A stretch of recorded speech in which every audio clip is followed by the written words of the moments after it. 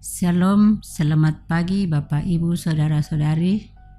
Selamat berjumpa kembali dalam Renungan Harian Toraya edisi 14 Juni 2025. Kita bersyukur oleh karena pemeliharaan dan penyertaan Tuhan, sehingga pada saat ini kita masih diberikan waktu dan kesempatan untuk menikmati hari baru, hari karunia Tuhan. Mengawali segala kegiatan kita hari ini, mari bersama-sama mengambil waktu sejenak untuk belajar firman Tuhan.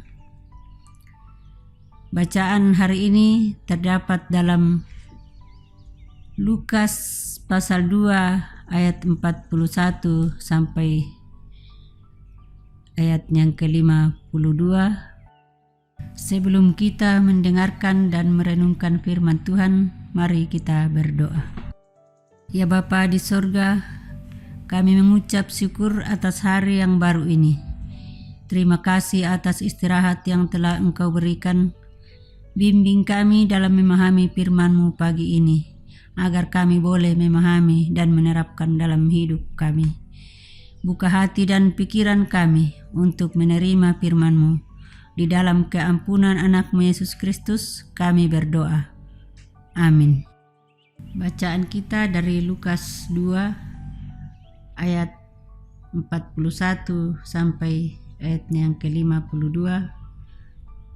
Firman Tuhan berbunyi, Yesus pada umur 12 tahun dalam bait Allah. Tiap-tiap tahun orang tua Yesus pergi ke Yerusalem pada hari raya Paskah. Ketika Yesus telah berumur 12 tahun, pergilah mereka ke Yerusalem seperti yang lazim pada hari raya itu. Sehabis hari-hari perayaan itu, ketika mereka berjalan pulang, tinggallah Yesus di Yerusalem tanpa diketahui orang tuanya. Karena mereka menyangka bahwa ia ada di antara orang-orang seperjalanan mereka, berjalanlah mereka sehari perjalanan jauhnya, lalu mencari dia di antara kaum keluarga dan kenalan mereka. Karena mereka tidak menemukan dia, kembalilah mereka ke Yerusalem sambil terus mencari dia. Sesudah 3 hari mereka menemukan dia dalam bait Allah. Ia sedang duduk di tengah-tengah alim ulama sambil mendengarkan mereka dan mengajukan pertanyaan-pertanyaan kepada mereka. Dan semua orang yang mendengar dia sangat heran akan kecerdasannya dan segala jawab yang diberikannya. Dan ketika orang tuanya melihat dia, tercenganglah mereka, lalu kata ibunya kepadanya, "Nak, mengapakah engkau berbuat demikian terhadap kami? Bapamu dan aku dengan cemas mencari engkau." Jawabnya kepada mereka, "Mengapa kamu mencari aku? Tidakkah kamu tahu bahwa aku harus berada di dalam rumah Bapakku?" Tetapi mereka tidak mengerti apa yang dikatakan kepada mereka. Lalu ia pulang bersama-sama mereka ke Nazaret, dan ia tetap hidup dalam asuhan mereka. Dan ibunya menyimpan semua perkara itu di dalam hatinya. Dan Yesus makin bertambah besar dan bertambah hikmatnya dan besarnya, dan makin dikasihi Allah dan manusia. Amin. Tema renungan kita pada pagi hari ini, disukai oleh Allah dan manusia. Napurai puang matua sia tolino. Perkataan tiap-tiap tahun menunjukkan suatu keteraturan yang terus-menerus dilakukan sesuai ketentuan hukum Taurat. Hal inilah yang juga terus dilakukan orang tua Yesus yang pergi setiap tahun ke Yerusalem merayakan hari raya Paskah. Dalam hal ini, Yesus juga tetap melakukan dengan tekun apa yang diajarkan oleh orang tuanya. Yesus seperti anak-anak pada umumnya bertumbuh secara fisik dan rohani serta pengetahuan. Yesus yang tinggal di Yerusalem tanpa pengetahuan orang tua bukanlah untuk menyulitkan orang tua, namun Yesus mulai menunjukkan tujuan dari kelahirannya di dunia. Yesus memiliki pengetahuan dan hikmat untuk disampaikan dalam tanya jawab dengan para alim ulama di Bait Allah. Hasilnya, semua orang yang mendengar heran akan kecerdasannya, bahkan orang tua Yesus tercengang.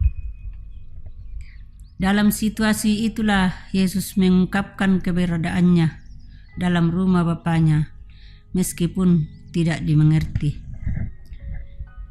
Yesus yang telah mengetahui maksud kedatangannya ke dalam dunia sebagai anak menunjukkan kepatuhan pada orang tuanya, ikut pulang ke Nazaret dan tetap dalam asuhan orang tua. Yesus bertambah besar dan bertambah hikmat dan makin disukai oleh Allah dan manusia. Hal yang menarik bahwa Yesus mengalami hidup seperti anak-anak yang lainnya, yakni hidup dalam tuntunan dari orang tua. Karenanya, orang tua perlu memiliki pengetahuan dan pengalaman yang cukup untuk mengasuh anak-anak. Orang tua menjadi teladan bagi anak-anak. Ini tentu tantangan bagi orang tua yang mendorong orang tua untuk memperlengkapi diri melalui pembinaan yang dilaksanakan di gereja atau lembaga lain. Dengan cara tersebut, anak mengalami tumbuh kembang yang sehat, disukai oleh Allah dan manusia. Amin. Mari kita berdoa.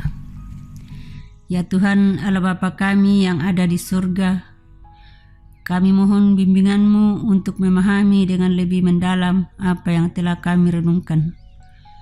Buka hati dan pikiran kami untuk menerima kebenaran-Mu. Biarlah kami menjadi pelaku firman-Mu, bukan hanya pendengar. Dan kami juga berdoa buat semua anggota jemaat kami di Jemaat Laharoi. Semoga semua dalam keadaan sehat. Juga berdoa buat saudara kami yang dalam kelemahan tubuh. Tuhan tolong berikan kesehatan dan kesembuhan yang asalnya daripada Tuhan sendiri. Dan kami juga berdoa buat pembangunan gereja kami yang ada di Jemaat Laharoi. Kiranya Tuhan berkati agar pembangunan rumah Tuhan ini boleh selesai pada waktunya. Terima kasih Tuhan, inilah doa permohonan kami. Kami angkat di dalam anak-Mu Yesus Kristus, itulah Tuhan dan Juru Selamat kami. Amin. Demikianlah renungan harian Toraya pada hari ini dari Jemaat Laharoi Balikpapan. Kiranya kita semua tetap setia mendengarkan firman Tuhan dan senantiasa diberkati oleh Tuhan dalam menjalani hari-hari kehidupan kita. Sampai jumpa pada renungan harian berikutnya. Tuhan memberkati. Shalom.